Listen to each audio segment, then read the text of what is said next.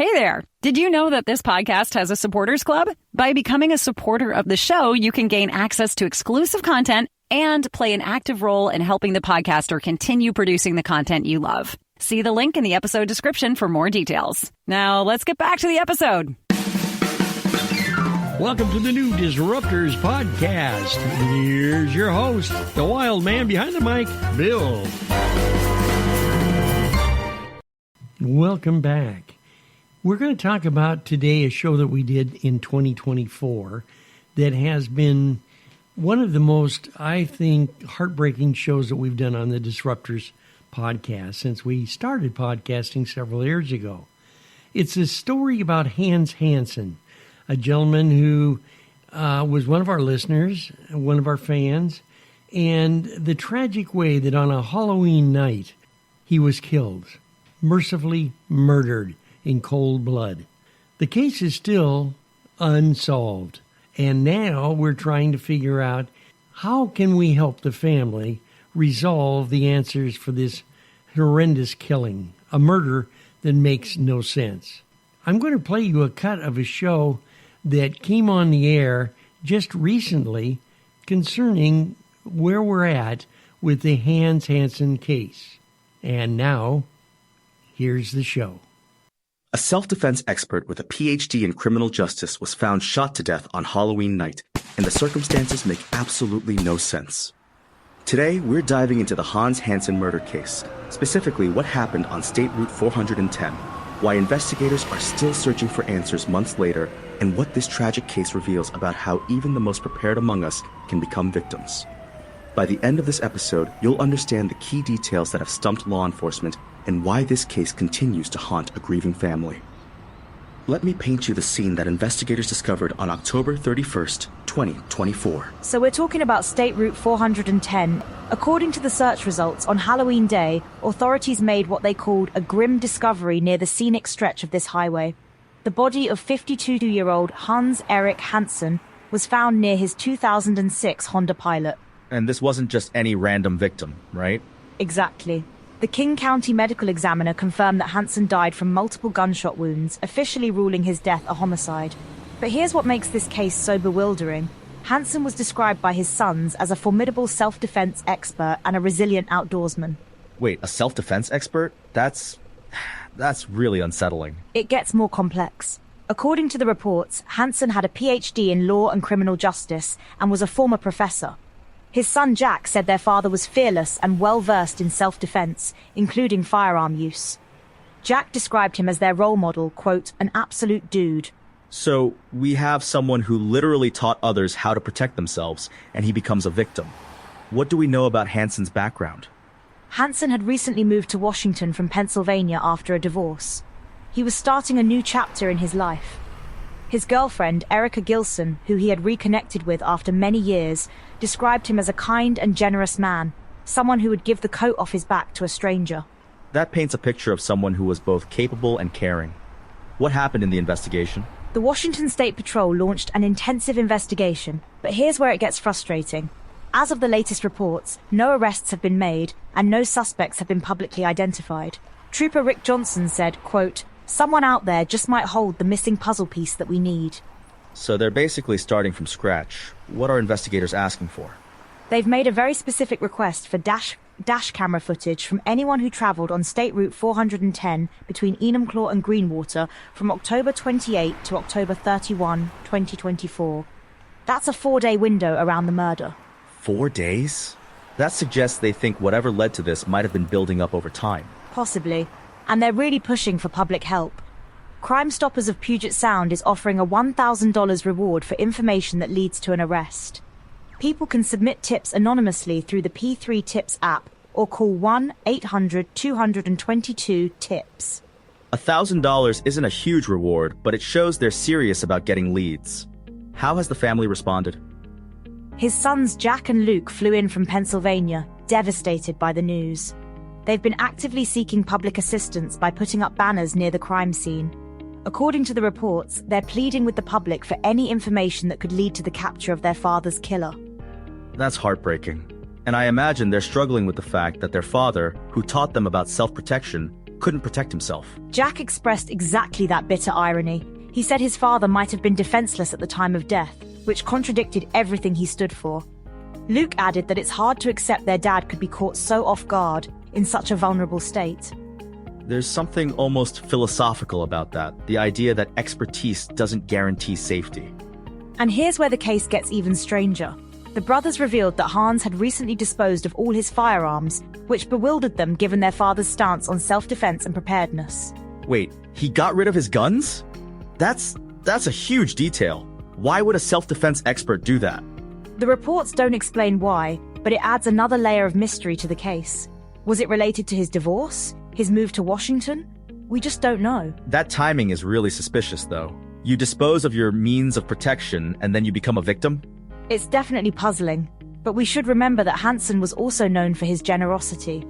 His son said he frequently helped the needy, whether through donating clothing, money, or assisting stranded drivers.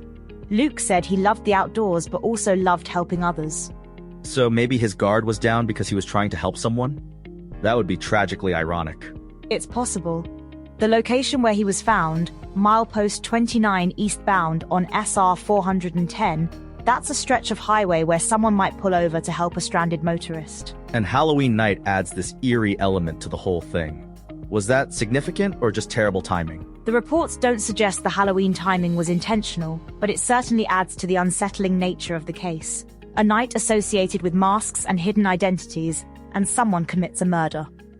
Let's talk about the investigation itself. What challenges are law enforcement facing? Well, according to the search results, the investigation is ongoing, but they seem to be struggling with leads. The fact that they're specifically asking for dashcam footage suggests they don't have clear witnesses or obvious suspects. And State Route 410, is that a busy highway or more remote? The reports describe it as a scenic stretch between Enumclaw and Greenwater. It's not like a major interstate, so there might not be a lot of traffic or surveillance cameras. That makes witness accounts and dashcam footage even more crucial. So we're looking at a case where someone with extensive self-defense training was killed on a relatively quiet stretch of highway, and investigators have few leads. Exactly. And the family is left with so many questions.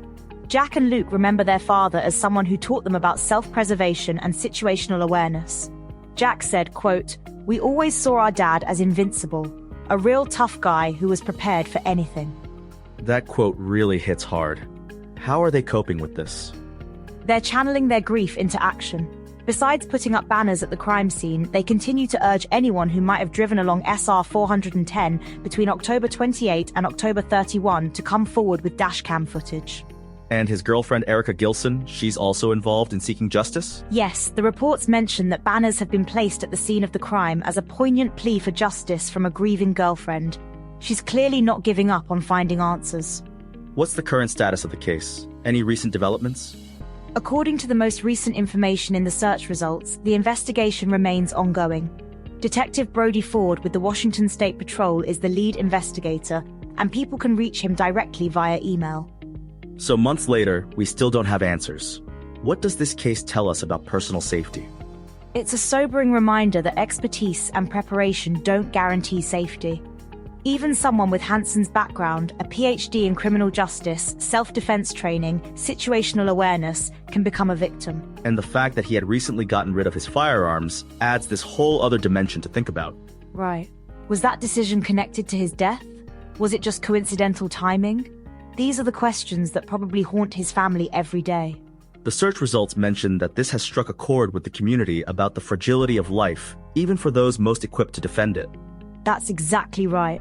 If someone like Hans Hansen can become a victim, it forces all of us to confront our own vulnerability. No amount of training or preparation can eliminate all risk. But at the same time, we can't live in fear. Hansen was described as someone who helped others, who was generous and kind. Absolutely. His son said he frequently reached out to help the needy, whether through donating clothing, money, or assisting stranded drivers. That generosity might have made him vulnerable, but it also made him who he was. And that's the tragic irony. The qualities that made him a good person might have contributed to his death.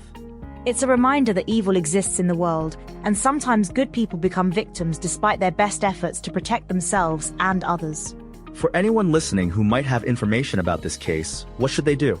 They can submit tips anonymously through the P3 Tips app, call Crime Stoppers at 1-800-222-TIPS, or contact Detective Brody Ford directly at the Washington State Patrol. Even the smallest detail could be that missing puzzle piece investigators need. And there's still that $1,000 reward for information leading to an arrest. Exactly. The family and law enforcement are still hoping someone out there has information that could bring justice for Hans Hansen. So when you step back from all the details we've covered, what does this case really represent?